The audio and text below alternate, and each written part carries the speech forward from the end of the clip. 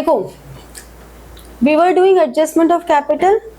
बेटा तुम अपने चेंज इन पीएसआर के क्वेश्चंस करो, तुम्हें एडजस्टमेंट ऑफ कैपिटल में तो दिक्कत आएगी ना, तुम्हें एडमिशन का एक भी चैप्टर नहीं क्लास नहीं की, और तुम आज क्लास के बाद थोड़ा सा रुकना, मेरे को तुम्हारे साथ तुम्हारा जो बैकलॉग है उसका डिस्कस करना है।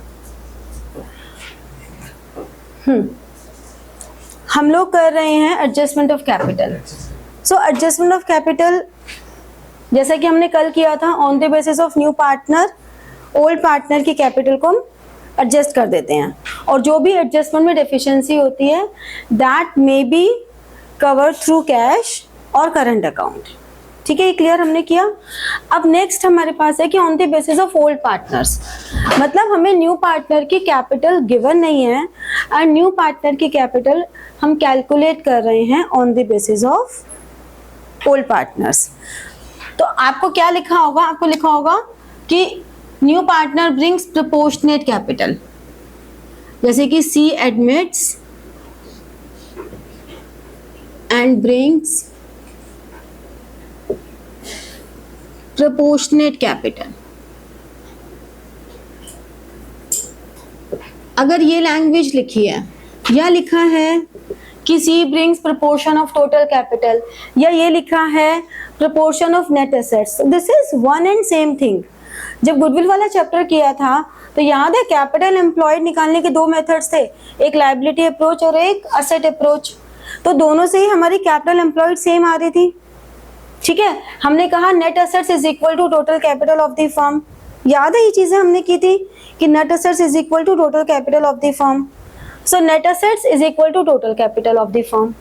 अगर ये लिखा है तो इसका मतलब एक ही बात है इन तीनों लैंग्वेजेस का। अब आफ्टर ऑल एडजस्टमेंट्स का मतलब अगेन रिवैल्यूएशन का प्रॉफिट या loss, general reserve, advertisement, suspense account, आपका प्रीमियम फॉर गुडविल, सब करने के बाद जो आपके कैपिटल अकाउंट्स का फाइनल बैलेंस सीडी आ गया, बैलेंस सीडी आपने लिख दिया पार्टनर्स का। ठीक है, अब पार्टनर्स का बैलेंस सीडी लिखने के बाद मान लो ए और बी दो पार्टनर्स हैं, 3:2 में आया, सी एडमिट हुआ और सी का शेयर है 1/5। ठीक है, इनके कैपिटल आ गई, ए की आ गई ₹3 लाख और बी की आ गई ₹4 लाख। ठीक है, इसका मतलब क्या हुआ, 1/5 सी का शेयर है अगर, तो ए और बी का शेयर कितना हो गया, 4/5। भाई टोटल शेयर अगर 1 है उसमें से अगर सी का शेयर 1/5 है तो ए और बी का कितना हुआ, 4/5। इसका मतलब 4/5 इज इक्वल टू 7 लाख। यही मतलब हुआ कि 4/5 capital is equal to 7 lakh. Aryan good morning. 4/5 is equal to 7 lakh. ठीक है, ये बात क्लियर है, क्लियर है। तो total capital of the firm कितनी होगी, 7 लाख इंटू 5/4। रिवर्स कर देंगे रेसिप्रोकेट, और उसको सॉल्व मत करना भाई, एमसीक्यूज ही हैं और तुमसे बोला है कि टोटल कैपिटल निकाल के बताओ, तब बात और है। लेकिन जब बड़े क्वेश्चंस आते हैं उनमें सॉल्व करने की कोई जरूरत नहीं है, सॉल्व मत करना। Simply total capital 7 lakh into 5/4, C share, क्योंकि अननेसेसरी कैलकुलेशन में फंसने की जरूरत नहीं है। ये टोटल कैपिटल है और सी का शेयर है 1/5। समझ में आया मैंने क्यों कहा था, टोटल कैपिटल इंटू 1/5। अब ये 5 कैंसिल हो गया तो ये कैपिटल आ गई। इजी हो गई ना कैलकुलेशन। अननेसेसरी कैलकुलेशन में टाइम वेस्ट करके हम क्या करते, कोई पॉइंट नहीं बनता। ये आ गई सी की कैपिटल। अब once you get C capital, normal question बन गया कि सी इतनी कैपिटल आया है। ए और बी का तो तुम कर ही चुके हो, बैलेंस शीट निकाल ही चुके हो।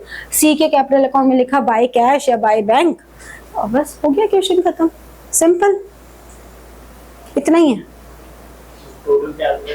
इसलिए निकालिए, if 1 is equal to 1 is equal to sorry 4/5 is equal to 7 lakh, then what will be the value of 1? 7 lakh upon 4/5 into 1। Unitary method यही होता है ना। इसमें मैथ्स का क्या है, तो बेसिक है, ये कोई एक्सक्यूज थोड़ा है कि मैथ्स नहीं पढ़ी। बड़ी सिंपल सी बात है। 10 एप्पल अगर 100 रुपीज के हैं तो 2 एप्पल कितने के होंगे? 100 अपॉन 10 इंटू 2। ये बेसिक मैथ्स है, तो इसमें क्या हो गया? ये नहीं आता तो फिर तो तुम जाओ 12 छोड़ दो। You are not authorized to sit here अगर ये वाली मैथ्स नहीं आती तो। समझे बेटा? कभी भी ऐसा नहीं होता कि तुमने पहले पढ़ा था हम भूल गए, ऐसा कभी नहीं होता। आपको अपने नॉलेज को क्यूमुलेटिव रखना होता है। क्या आप आज की डेट में ये कह सकते हो ABCD वो तो हमने नर्सरी में पढ़ी थी, अब थोड़ा ना हमें लिखनी आती होगी? Is this an excuse? अगर आप, एक बच्चा है मेरा, वो A ऐसे लिखता है, A वो ऐसे लिखता है, हाँ, लेकिन वो A है उसका। तो मैंने उससे बोला बेटा ये तो O है, ये A थोड़ी ना है। तो कहता मैम A ही तो है, मैं तो बचपन से यही करता आ रहा हूँ, मुझे कभी किसी ने टोका ही नहीं। मैंने कहा बेटा ये O है, ये A नहीं है। मैम ये O नहीं है, ये A है। मैंने कहा तो फिर O कैसे होता है? O होता है ऐसे। तो फिर मैंने उसे कहा कि तू ये बात अपने एग्जाम में कैसे समझाने जाएगा कि तेरी भाषा में ये O है और ये A है और ये O है। सोचो कितना बड़ा उसके लिए। कह रहा मुझे कभी किसी ने टोका ही नहीं। मैंने उसको बैठ के पूरा 1 घंटा ये बोला, अपने पूरे रजिस्टर में जहां जहां तूने अपनी भाषा में A लिखा है वहां जर्नल भाषा में, मेरी भाषा नहीं जर्नल भाषा में A लिख के मुझे दिखा। सोचो तो भाई बड़ा मुश्किल है। अगर तुम्हें कहो कि यूनिटरी मेथड तुमने बचपन में पढ़ा था, तो ऐसे नहीं होता कि यूनिटरी मेथड बचपन में पढ़ा था। अरे वो यहाँ पे तो आप लोगों को अपनी एजुकेशन शुड बी क्यूमुलेटिव। आप ये नहीं कह सकते हमने तो प्लस माइनस डिवीजन मल्टीप्लिकेशन बचपन में सीखा था, आप थोड़ा याद रखेंगे। नहीं याद रखोगे तो कैसे सरवाइव करोगे आगे? ठीक है ना? तो ये तो अब बात आती है वापस कि ये समझ में आ गया, ये यूनिटरी मेथड अप्लाई किया इसलिए हमने रेसिप्रोकल किया। कभी जो भी हमारा डिवीजन में होता है, फिर इसको जब हम सॉल्व करते हैं तो इसको रिवर्स कर देते हैं, क्योंकि डिवीजन में मल्टीप्लाई करना है। तो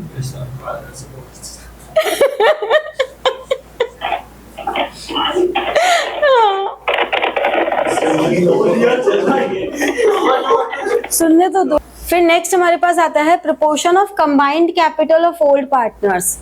मतलब हमें सिर्फ इतना बोला, C admits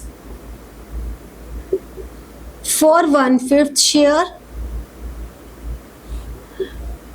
and he brings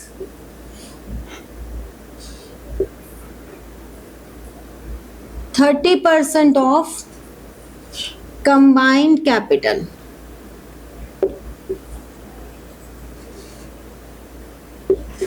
of A and B.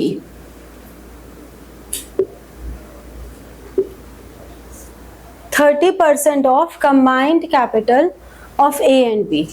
तो इसका मतलब क्या हुआ कि जो 7 लाख है combined capital उसका 30%।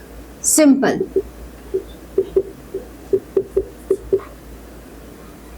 $2,10,000। ठीक है? तो आपको अगर ये बोला गया कि combined capital of the firm का लेना है तो आप ये लेंगे। आपको लिखा होगा, बेसिकली आपको कभी भी ये assumption नहीं लगानी कि आपको कौन सा मेथड यूज करना है। हमेशा आपके लिए ये चीज मेंशन नहीं होगी कि आपको कैसे एडजस्टमेंट्स करनी है, तो कभी भी कंफ्यूजन नहीं आएगी। तो पूरा वो निकाल के फिर, हाँ, ये कैपिटल निकाल के बैलेंस शीट ही। फिर question number 75। LMN were partners in a firm sharing profits in 2:1. ठीक है, बैलेंस शीट हमें गिवन है, बैलेंस शीट में जर्नल रिजर्व है जो पार्टनर्स में डिस्ट्रीब्यूट होता है। On the above date O was admitted as partner. New ratio हमें दिया 2:1:1। हमें दिख रहा है कि हमारी ओल्ड रेशो और न्यू रेशो डिफरेंट है, तो ऐसे में हमें सैक्रिफाइसिंग रेशो निकालनी ही होगी गुडविल के ट्रीटमेंट के लिए। तो पहले ही हम वर्किंग नोट्स बना लें। अगर वर्किंग नोट्स हमने वर्किंग नोट्स में बनाया L 3/6 - 2/6, 1/6 सेक्रीफाइस कर रहा है, M 2/6 - 2/6 0, यानी कि नो सेक्रीफाइस नो गेन। फिर N 1/6 - 1/6 0। तो इसका मतलब जो भी गेन इसको हो रहा है वो नए पार्टनर को 1/6 वो पूरा उसे L से मिल रहा है। पहली तो एक ये चीज हो गई। दूसरा, अब आगे पढ़ते हैं। Goodwill of the firm valued at 180। तो फर्म्स गुडविल ये सब हम पहले ही कर लेंगे, जिससे कि हमें फर्म्स गुडविल 180 ओज शेयर 180 इंटू 1/6 30,000। ठीक है, 30,000 हमारे पास ओ का शेयर आ गया। Clear. The market value of investment 36। ठीक है, वो हमारा रिवैल्यूएशन में जाएगा। कितना जाएगा, 60 से 36 हो गई, यानी कि 24। तो रिवैल्यूएशन के डेबिट में जाएगा। आप चाहो तो पेंसिल से यहाँ लिख भी सकते हो डेबिट, ताकि आपको इजी रहे। फिर मशीनरी रिड्यूस्ड टू 58, 70 से 58 हो गई, तो 12,000 डेबिट में जाएगा रिवैल्यूएशन के। O will bring proportionate capital so as to give him 1/6 share of profits of the firm. Proportionate capital मतलब हमें L, M and N तीनों की कैपिटल निकालनी है, फिर उससे proportionate निकलेगा। तो हम proportionate के लिए यहाँ तो हमारे पार्टनर्स कैपिटल बन जाएंगे। पहले रिवैल्यूएशन अकाउंट हमसे वाला है रिवैल्यूएशन क्या है? हाँ, क्रेडिटर वाली भी है। A creditor of ₹6,000 was not likely to claim the amount and hence to be written off. तो ये प्रॉफिट हो गया, तो क्रेडिट साइड आएगा। ठीक है, अब देखो रिवैल्यूएशन अकाउंट हमने पहले बनाया।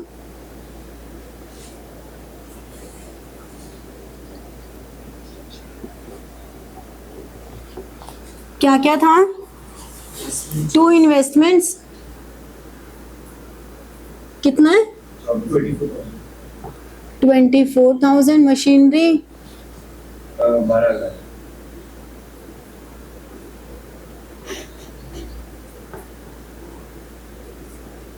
क्रेडिटर्स क्रेडिट साइड पर आएंगे।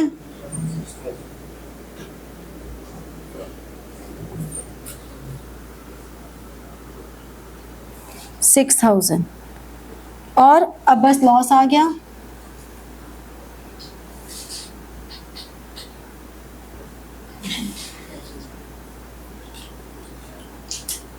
Loss transferred to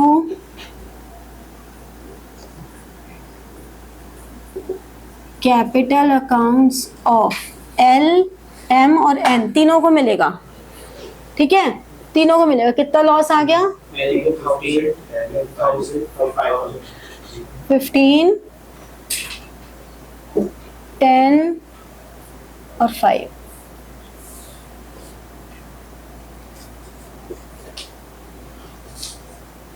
ठीक है ना। अब partners capital account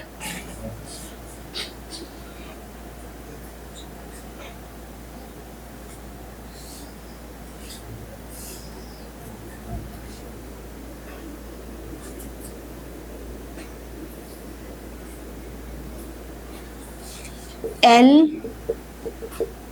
M debit NO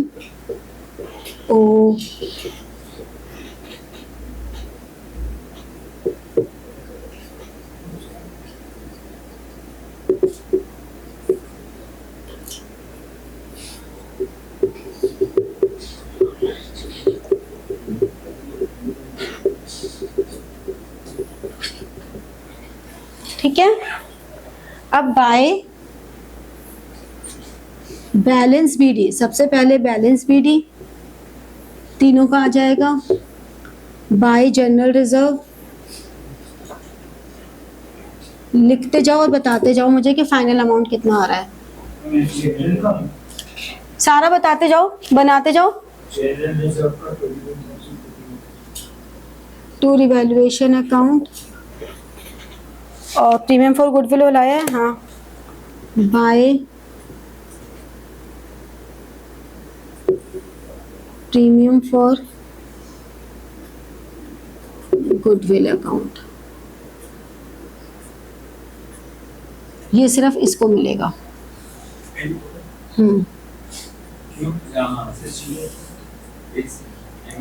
फिर टू, और तो कुछ आइटम नहीं आ रही। जनरल रिजर्व हो गया, कैपिटल हो गई। हाँ, टू बैलेंस शीट बताओ।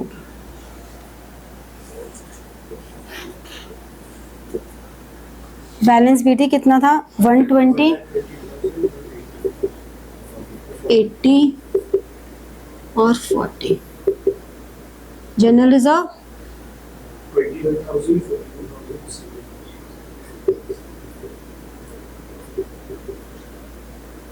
ठीक है ना, कुछ नहीं मिलेगा।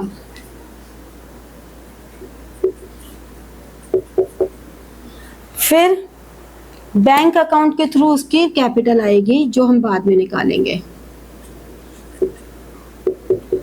यहां आ जाएगी। ठीक है ना।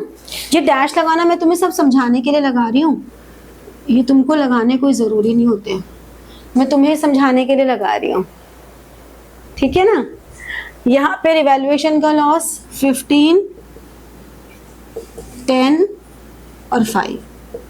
अब बताओ बैलेंस शीट कितना आ रहा है? 171, 94, 47। कितना आ रहा है एक का? एल का है, एन का 42। अच्छा, इसका 84 और इसका 61, 56, 56। ठीक है, ये आ गई। हमेशा ये कैपिटल अकाउंट्स बना लो पहले, क्योंकि स्टेप्स के मार्क्स होते हैं, कम से कम ये वाले मार्क्स तो लूज ना हो। अगर तुमने गलती से कैपिटल गलत भी निकाल दी तो इतने मार्क्स तो स्कोर रहेंगे ना। अब हमें निकालनी है ओ की कैपिटल। प्रोपोर्शनेट कैपिटल आएगा ना ओ, तो प्रोपोर्शनेट कैपिटल के लिए ये मिटा दो। लिख लिया तुमने ये वर्किंग नोट? लिख लो, फिर हमको स्पेस चाहिए ना। हमेशा इसी वर्किंग नोट में थोड़ा सा यहाँ पे स्पेस छोड़ दो जब तुम रजिस्टर में बना रहे हो, और क्योंकि हमें पता ही है कि कैपिटल निकालनी है।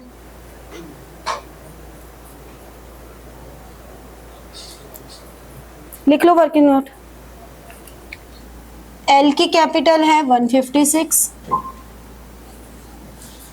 एम की है 84 और एन की है 42।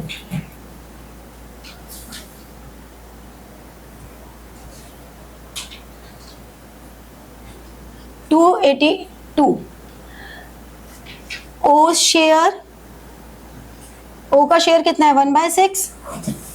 तो L plus M plus N का शेयर कितना हो गया? 5/6। 1 माइनस 1/6 5/6 आ गया। तो टोटल कैपिटल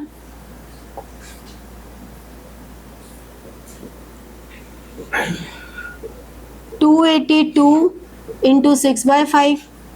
तो O की कैपिटल 282 इंटू 6/5 इंटू 1/6।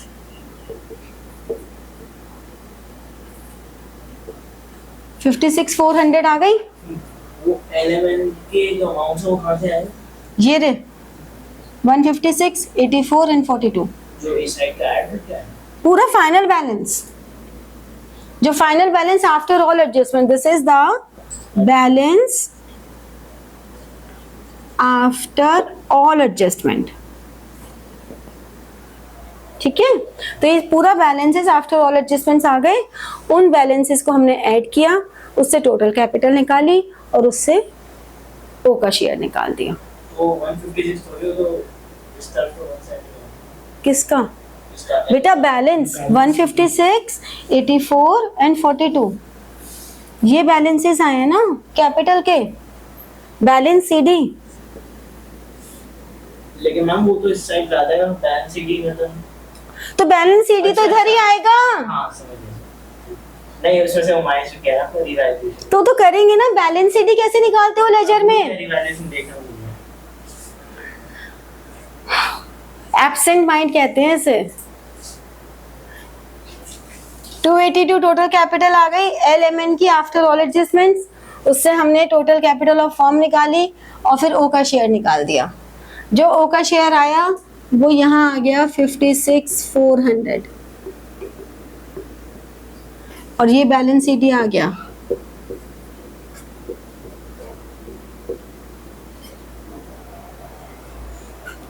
ठीक है, समझ में आया? अब इसके बाद बैलेंस शीट बनेगी, ये बना लो फिर बैलेंस शीट बनाते हैं। मैं आप सब लोगों के लिए नहीं कह रही कि सारे बच्चे कैजुअल चल रहे हो, लेकिन कुछ बच्चे एक्चुअली में बहुत कैजुअल चल रहे हो। आप लोगों को शायद ऐसा लग रहा है कि अरे तो हो ही जाएगा, इसमें क्या ही दिक्कत है। तो इस बात को समझो कि साथ साथ पढ़ना इसलिए ज़रूरी है क्योंकि जब आप साथ साथ पढ़ लेते हो तो आपके लिए वो चीज़ें आसान हो जाती हैं। अगर हमने आज कोई टॉपिक किया और आपने क्लास में अच्छे से समझा उस टॉपिक को, तो और फिर उसी दिन उसके क्वेश्चंस कर लिए, तो आपके लिए वो टॉपिक बहुत आसान है। जब मैं पढ़ा रही हूँ उस समय आपको लग रहा है अरे हम ना मैम से पहले करके मैम को दिखाएंगे, और आप अपने में करने लग जाते हो। फिर होता क्या है, ना तो आप मैम का सुन रहे हो और ना आपका खुद का हो रहा है। आप दोनों तरफ से गए, ना आप खुद कर पाए ना आप मैम का सुन पाए। तो आप मैम का सुन लो एक बार, फिर आप खुद करो ना। आपको क्वेश्चंस करने को दे रहे हैं, आप खुद करो उन्हें भी। बट मैम से रेस लगाने के चक्कर में कि मैम तो बड़ा धीरे धीरे करा रही है, एक्सप्लेन कर करके हम थोड़ा फास्ट कर लें, ये सोच के आप जब करते हो तो उसमें आप अपना नुकसान कर रहे हो। ये सिचुएशन भी आएगी, ऐसा नहीं है कि ऐसे नहीं आएगी। अभी हम बहुत बेसिक स्टेज पर हैं। Once we complete our syllabus, जब सिलेबस कंप्लीट हो जाएगा हमारा, जब हम रिवीजन करेंगे, तब मैं यही करने वाली हूँ कि क्वेश्चन दिया, जो लोग कर सकते हैं करो खुद से, और मैं इधर कर रही हूँ उनके लिए जो नहीं कर सकते हैं। And I will be so happy कि जब तक मैं क्वेश्चन खत्म करूँ आप उससे पहले करके मुझे दिखा दो कि मैम ये हो गया, बिल्कुल सही आंसर आ गया। I will be so happy, but that will be the time, वो आएगा टाइम। अभी बहुत इनिशियल स्टेज है, अभी हम कॉन्सेप्ट्स पे काम कर रहे हैं, और कॉन्सेप्ट्स अगर एक बार वीक हो जाते हैं ना तो वो वीक ही रह जाते हैं। तो आप अपने कॉन्सेप्ट्स के साथ कोई गेम मत खेलो, कॉन्सेप्ट्स को अच्छे से कर लो। ये टाइम भी आएगा जब हम रेस लगाएंगे और मैं चाहूंगी कि तुम मुझे हराओ। टीचर को हारने में बहुत मजा आता है अपने बच्चों से। मैंने बोला तेरे तो नंबर नहीं आ सकते, अब तुमको मैम कैसे कह रही हो, अब तो मैं ला के दिखाऊंगा, मेरे से मैं मिठाई बांटूंगी कि हाँ तुमने मुझे झूठा साबित किया। समझ रहे हो? तो पेरेंट्स और टीचर्स ऐसे होते हैं जो अपने बच्चों से हारने में ज्यादा खुश होते हैं। करो तुम हमें झूठा साबित किया, आप हमारे बारे में गलत बोल रहे हो, हम देखना बढ़िया करके दिखाएंगे। ठीक है, समझ रहे हो कार्तिक? अब देखो, जब हम बैलेंस शीट बनाएंगे इसकी,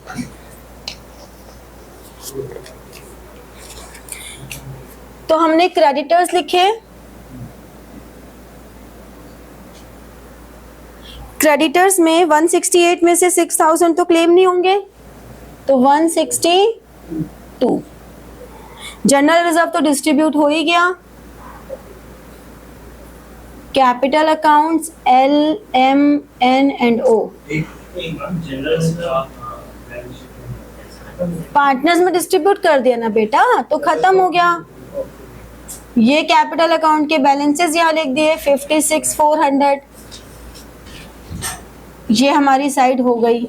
इधर आ जाओ, बैंक में आपके पास बैलेंस कितना था 34, कैपिटल वो लेकर आया 56,400 और 30,000 का प्रीमियम फॉर गुडविल 1 लाख। हमेशा लास्ट लाइन में जहां पे आपने ब्रैकेट क्लोज किया उसके बाद सामने वाले पॉइंट में लिखोगे वैल्यू, ठीक है। डेटर्स में कोई चेंज नहीं है, 46,000।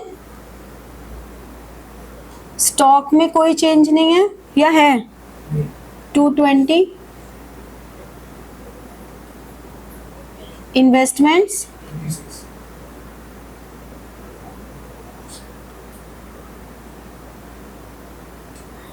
फर्नीचर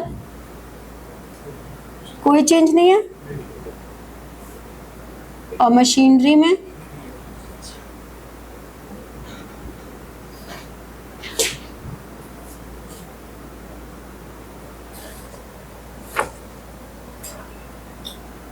कितना आ रहा है, इसका टोटल कितना आया, किसका, ये 3,38,400 और इसका टोटल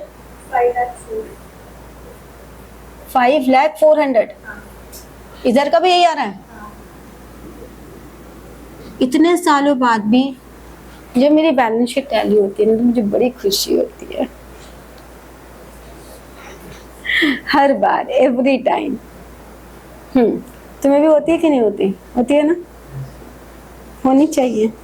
चलो ये नोट डाउन करो, फिर आगे का क्वेश्चन। चलो क्वेश्चन नंबर 70 है।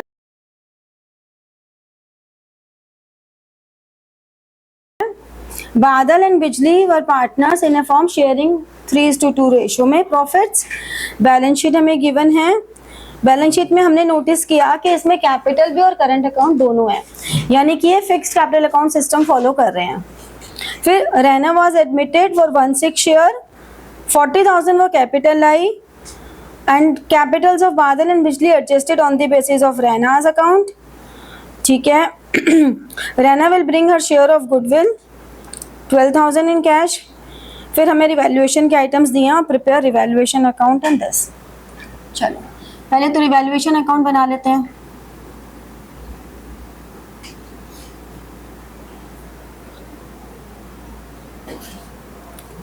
रिवैल्यूएशन अकाउंट में बिल्डिंग वाज ओवर वैल्यूड, तो उसकी वैल्यू कम करनी है।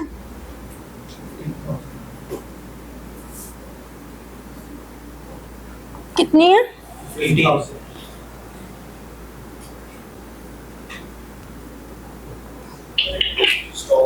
Stock by 3,000।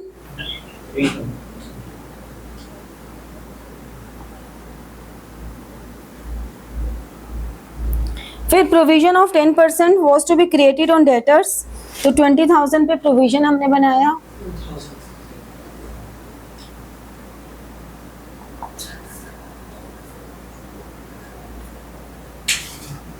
Provision for bad debts 10% is 2,000। अब हम यहाँ लिखेंगे बाय लॉस ट्रांसफर टू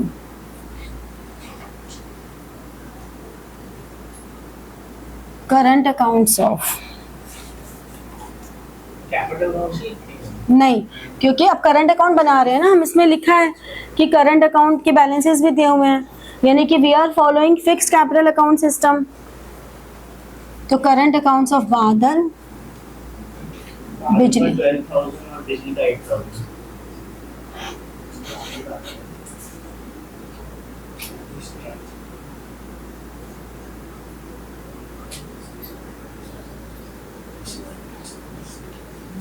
ठीक है। कैपिटल अकाउंट बनाते हैं पहले।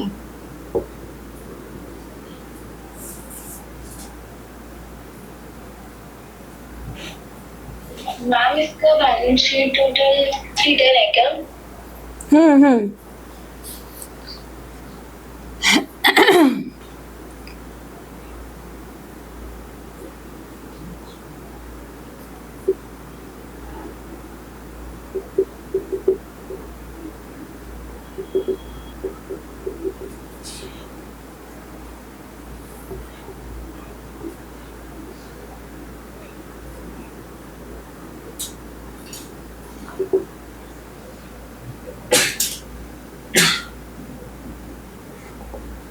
कैपिटल अकाउंट में बाय बैलेंस BD, बादल का कैपिटल अकाउंट 150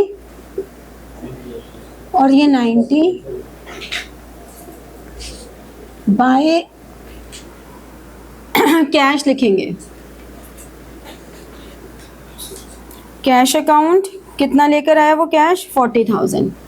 अब वो 40,000 किस रेशो के लिए लेकर आया 1/6, ठीक है 1/6 के लिए लाया। तो अगर 1/6 के लिए 40,000 है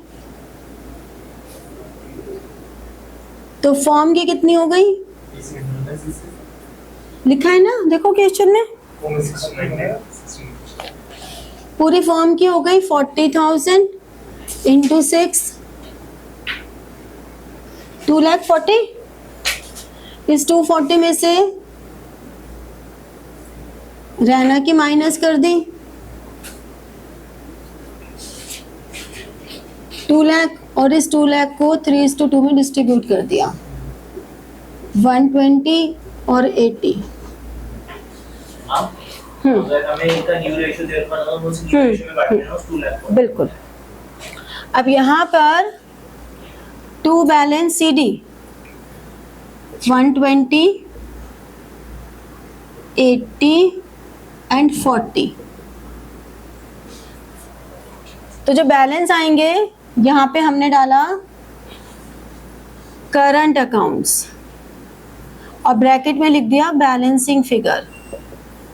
तो इसका करंट अकाउंट कितना हो गया 30 और इसका हो गया 10, ठीक है समझ में आई ये बात। अब करंट अकाउंट पर आते हैं। करंट अकाउंट में बादल का current account by balance BD, Shreyansh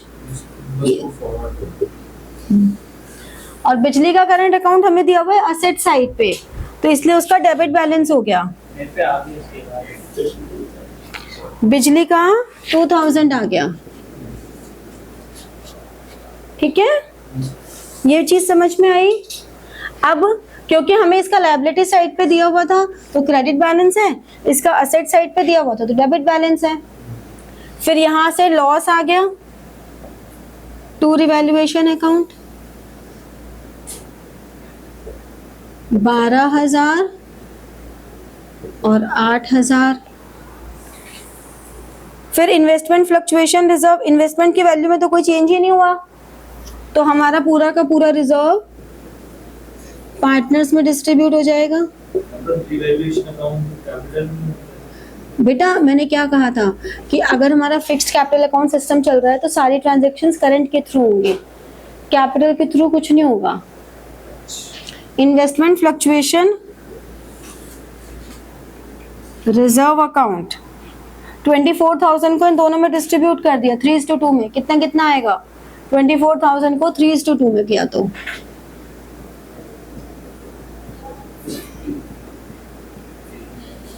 9,600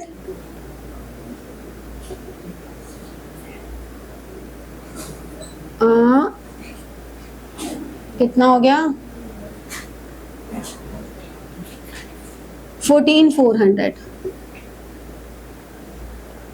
ठीक है क्लियर हुआ। इसके बाद और कुछ premium for goodwill,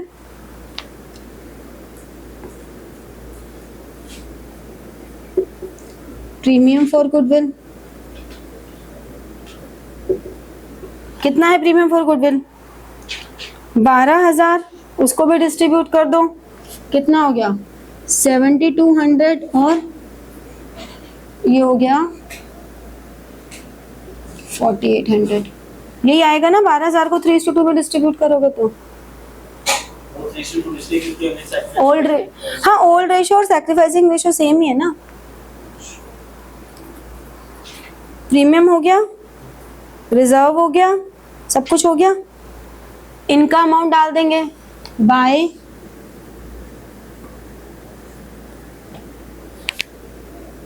capital account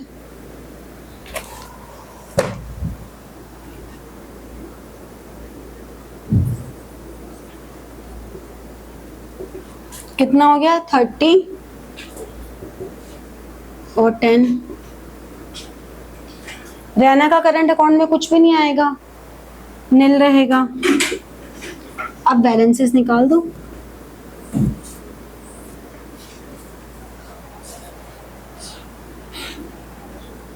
to balance CD, balancing कर दो। इधर का कितना आ गया 10, 4,004 किसका बिजली 24 1,004 पक्का। हाँ, इसमें से 10 माइनस कर दिया तो 14,400। बादल का ये 10 लेस करोगे ना बेटा, तेरे को लेजर बनाना भूल गया क्या? बैलेंसिंग कैसे करते हैं लेजर की? है बिल्कुल ही कतई। फिर ये कितना है 30 40 50 57 61 63 600 63 600 में से 12 माइनस किया तो 600 1 and 5।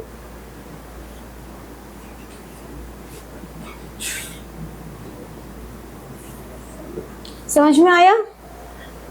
क्लियर हुआ? बस क्वेश्चन नंबर 77।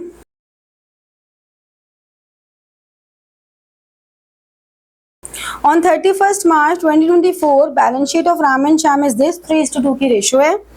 बैलेंस शीट हमें गिवन है, उसमें हमने देखा जनरल रिजर्व है जो पार्टनर्स पर डिस्ट्रीब्यूट होगा। फिर महेश एडमिट हुआ 1 अप्रैल को 1/5 share wholly from the Shyam, मतलब Shyam is the only sacrificing partner. तो प्रीमियम फॉर गुडविल जो भी होगा वो सिर्फ श्याम को मिलेगा। Mahesh shall bring 25,000 as a share of premium for goodwill. फिर हमें रिवैल्यूएशन का दे रखे हैं आइटम्स, और लास्ट में लिखा है Mahesh was to bring in capital equal to 20% of combined capital of Ram and Shyam after all adjustments. अब रिवैल्यूएशन अकाउंट पहले बना लेते हैं।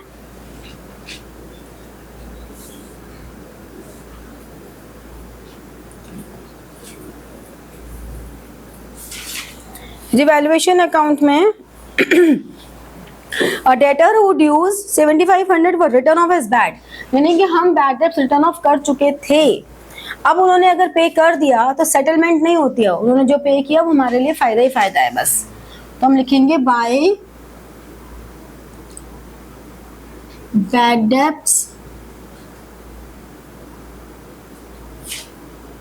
Recovered account 75,000 sorry.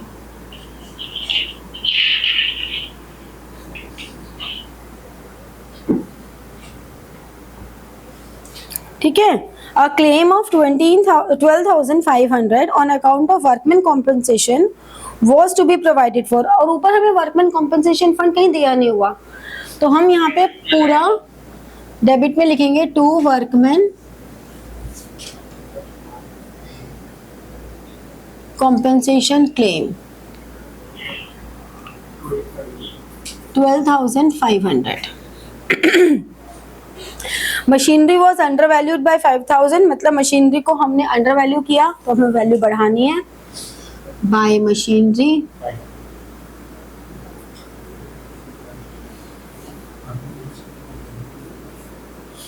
5,000। Stock was valued at 10% more then in markets value, यानी कि जो स्टॉक है वो 10% ज्यादा शो कर रहा है, यानी कि 110% पे शो करना है, उसकी वैल्यू हमें कम करनी है। तो हमें कम करनी है तो मतलब ये जो स्टॉक हमें दिया हुआ है 82,500, ये बढ़ी हुई वैल्यू पे दिया हुआ है, हमें कम करनी है इसकी वैल्यू। तो ये कितना हो गया 7,500। तो अब हमारे पास बाय नहीं ले सकते ना, क्योंकि वो वैल्यू जो हमारा स्टॉक है that is over valued bye 10%। इसका मतलब उस स्टॉक को हमने 10% हाई पे किया हुआ है, तो 10% हाई पे किया हुआ है मतलब हमने उसको 100 प्लस 10% 110% पे शो किया हुआ है। ठीक है, समझ में आई ये बात? क्लियर हुआ?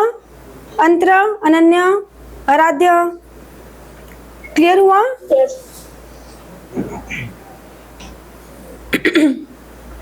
लॉस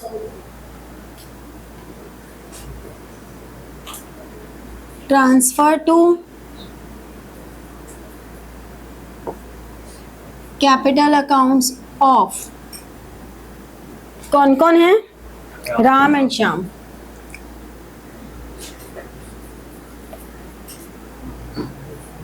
कितना आ गया?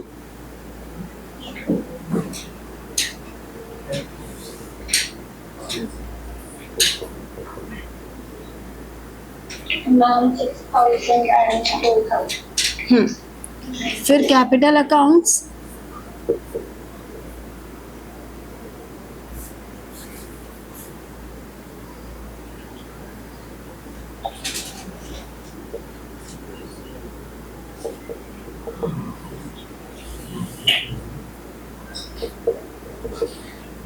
और तीसरा महेश।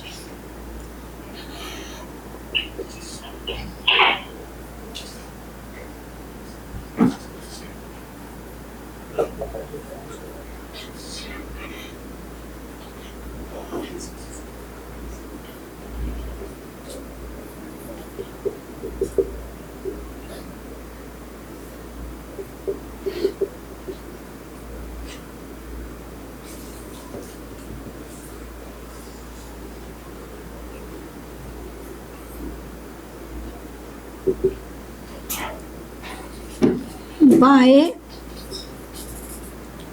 बैलेंस बीटी कितना है? 1,50,000 और 1,00,000।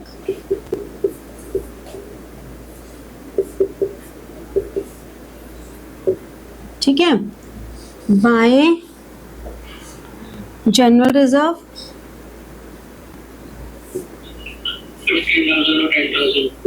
15,000, 10,000 टू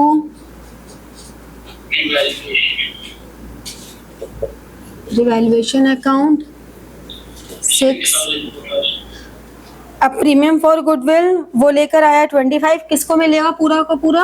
शाम को मिलेगा, शाम को मिलेगा।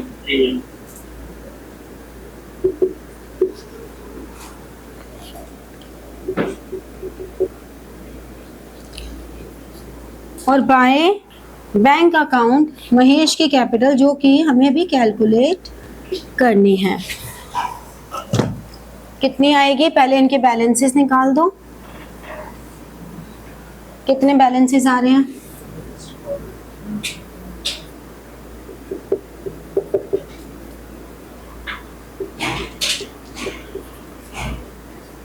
कितने आ रहे हैं?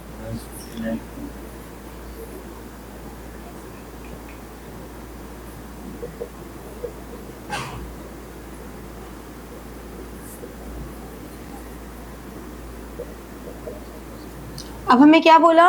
वो कंबाइंड कैपिटल यानी कि 159 और 131 का 20%, तो कितना हो गया? 280, 290 का 20%। कंबाइंड कैपिटल बोला है ना, 20% ऑफ कंबाइंड कैपिटल। तो 20% ऑफ कंबाइंड कैपिटल मतलब जो 159 और 131 है इन दोनों का टोटल किया, और 159 131 का टोटल करके फिर जो वैल्यू आई जैसे 290 का 20% कितना हो गया है? 290 का 20% 58,000। ये कैपिटल आ गई। ठीक है।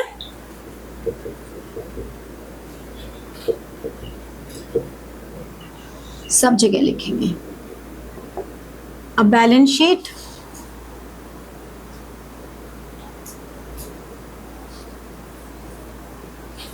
Ram, Shyam and Mahesh as at क्या है?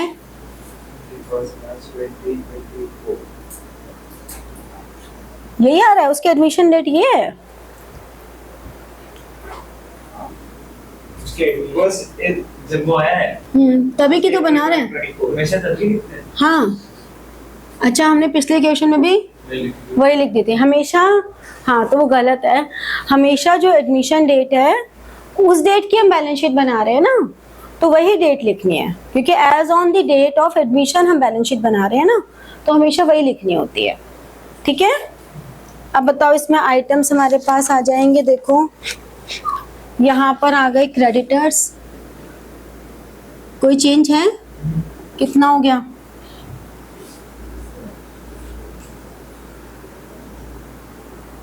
जनरल रिजर्व तो डिस्ट्रीब्यूट हो गया, ईपीएफ आ जाएगा, वर्कमैन कॉम्पनसेशन क्लेम आ जाएगा। कितना कितना है?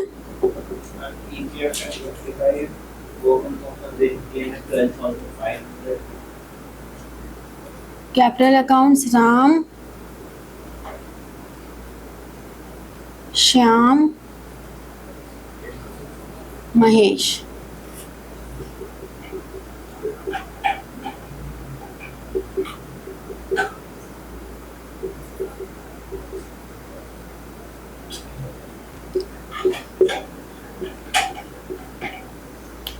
और इधर से कैश एट बैंक कितना आएगा?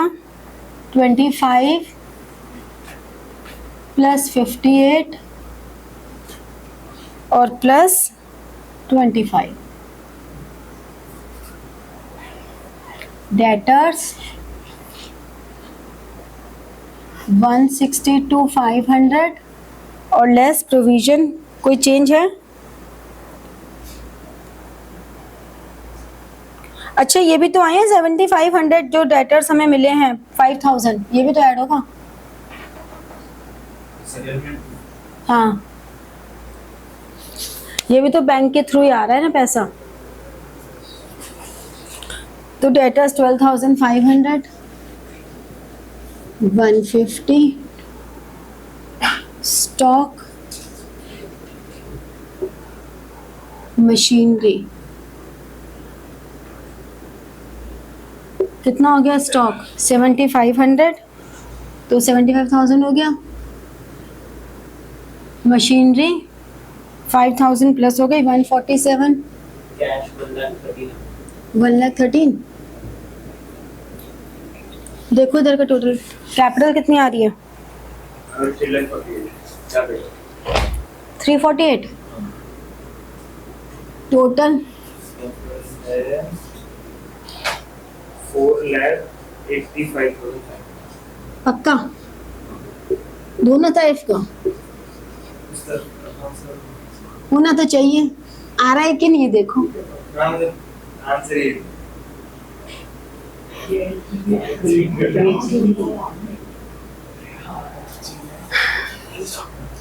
ठीक है, समझ में आया? तो like, share and press the bell button for getting your notifications and comment. ठीक है, thank you.